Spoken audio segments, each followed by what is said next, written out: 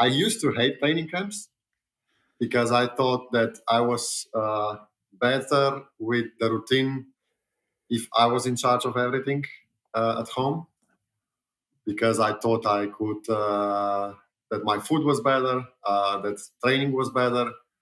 I could push harder or take it more easy than at the training camp, because in training camp you train in a group, no? So it's not entirely up to you to decide the pace. And I thought that I could sleep better at home, that my bed was better than the shitty hotel bed, and all that sort of stuff. But now, since I have little kids, the opinion has changed ever so slightly. So yes, I do look forward to go to the training camp.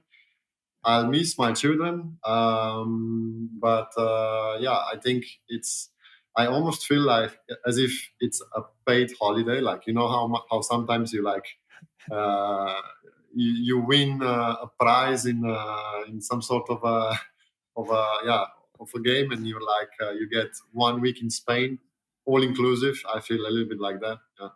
Wouldn't be my type of holiday now. You can go and get your legs ripped off by the best riders in the world for 1 week and just suffer like a dog. It's usually the other way around. Like I usually people usually shout at me to go slower at the first training camp. I used to be the world champion of December training camps.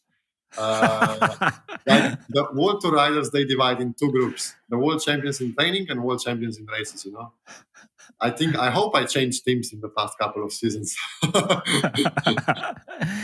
I was thinking about before we came on, I was just sitting down with a pen and paper, and I was thinking, oh, what are we going to talk about? And for some reason, my first memory of cycling came back to me, and I think I must have been like 3 or 4 years of age, and I had this like BMX. And I can't really remember riding it too much. I've seen pictures of myself when I was a child riding it, but I can't remember it. But I can remember like the very first memory of it. And me and my friend of mine were trying jumps on this BMX, and we must have been 3 or 4. And one of my friends, I tried this jump and I landed it. And one of my friends tried this jump, my best friend at the time, Rory. Haven't talked to him since. Rory, shout out if you're listening. And Rory tried this jump and he didn't land it. He went over the handlebars and he smashed all his teeth, broke his nose. And he was like 4 years old. And I can still remember this. I went to his house like an hour later to see if he was okay. And there was like handprints in blood on his white front door. And this is like scarred into my memory. So it just kind of got me thinking, can you remember the very first time you got onto a bike? I don't think I can. I remember the day when my parents took off the balance wheels from my bike. And then I remember riding my bicycle when I was like 5 or 6. I don't think I remember anything earlier than that. But I have really nice memories of my childhood. I grew up in a small village in the mountains, basically, not in a city. And we hang out a lot with the other friends from the village. We were riding bikes. We were playing hockey on roller skates. We were playing football, basketball, many different sports and activities. But we also had a farm at home, so I was not free all the time. I was helping my parents out. I wouldn't say most of the time, but some of the time in the afternoon. But I definitely didn't spend any time inside the house. We were always outside, always working or playing. And yeah, I have super nice memories of riding bicycles around the forests, building some trails and jumps. But I'm pretty sure we were much older than 3 or 4. We were like probably 9 or 10 when we started to build first jumps and stuff. Do you remember we used to make those jumps? We used to line people up at the end of the jumps. So like you would start the jump, and then like the first time on the jump, you might have like, I don't know, 2 or 3 people lying after the jump, and you have to try and jump the 2 or 3 people. But then as you got more confidence, you would try and jump 5 or 6 people. But I always hated being the last person. Like when someone's going for a new record, can I jump 7 people? And then you're the 7th person just lying there praying that this guy can jump the 7 people. Okay, I thought we were pretty crazy, but Since you just told two crazy stories, I'm now a little bit more at peace with myself. So I thought we were risking our lives, but you guys were definitely next level, I would say. I want to shift gear a little bit. I was at this kind of corporate speaking event last week, and a word that kept thrown around all the time was high performance.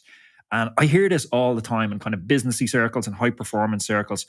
And it's so overused that it's almost diluted to not have the same effect anymore. Like to ride at the level you ride at, you pay a price. You have to be more disciplined than other people. You have to be more committed than other people. You have to deal with more ups and downs. And the sacrifices you make are absolutely incredible. This life isn't for everyone. I wasn't able to do this life. It wasn't for me. But can you help listeners to understand how much actually goes into high performance? A lot.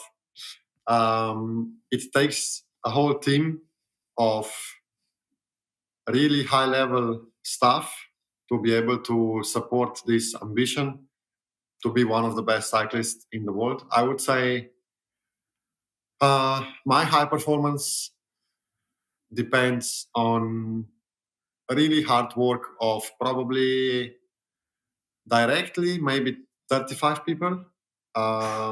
So if one of them gets it wrong, I would say it directly affects me, and I can't do the same I would have if that didn't happen. So yeah, it's not that I can do what I do on my own. It takes the whole team um, at home, but also in a team environment. Because also to start with, if everyone has, as a human being, values, no, in life, and to work perfectly to achieve the high performance, you need most of your values, the needs being met, no. So you need to eat well, you need to have rest, you need to be happy, you need to not have a need to go for a loo, you need to, I don't know, there's all different things that you need to have if you want to perform, no. You can't be at stress at home because, I don't know, you had an argument with your wife and then go to a race and perform. Or you can't really miss your children and then go to a race and perform. Or you can't be hungry because you didn't have nothing to eat and then go to a race and perform. That just doesn't work like this. And you need as many of these things that you need being perfectly in order to be able to achieve the high performance to start with. And then, of course, there's a lot of preparation that go in trying to get ready for a peak performance. No, it starts from a long way out. In my case, it started when I was 12 years old. I didn't know or I didn't dream of being a professional cyclist one day. I started cycling in a way to do something different, to escape helping my parents out at our farm, to hang out with my friends who also started to practice cycling.